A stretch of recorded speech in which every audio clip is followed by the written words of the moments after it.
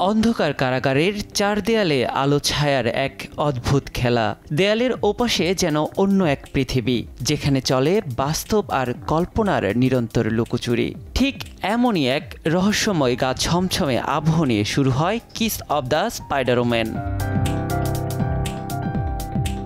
অন্ধকার সেই ছোট্ট ঘরটিতে বন্দি দুটি প্রাণ, একজন ভ্যালেন্টিন, অন্যজন মলিনা। বাইরের পৃথিবী থেকে সম্পূর্ণ বিচ্ছিন্ন এই দুজন ধীরে ধীরে জড়িয়ে পড়েন গভীর আত্মিক বন্ধনে।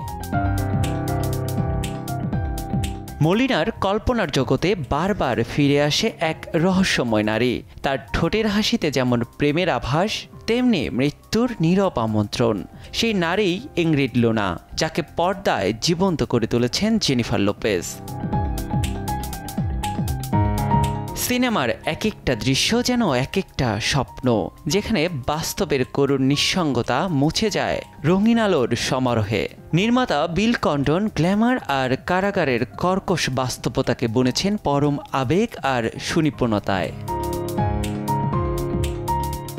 কিস অব দ্য স্পাইডার-ওম্যান শুধু একটি মিউজিক্যাল ড্রামা নয়, এটি মানুষের অন্তর্দ্বন্দ্ব, সংগ্রাম ও স্বপ্নের গভীর এক গল্প, যেখানে প্রতিটি চুম্বনী হতে পারে ভালোবাসার শেষ ইশারা। সেই ইশারা আর কল্পনার ঢেউ কতদূর ভাসিয়ে নিয়ে যায়, সেটারই অপেক্ষায় লোপেজ ভক্তরা।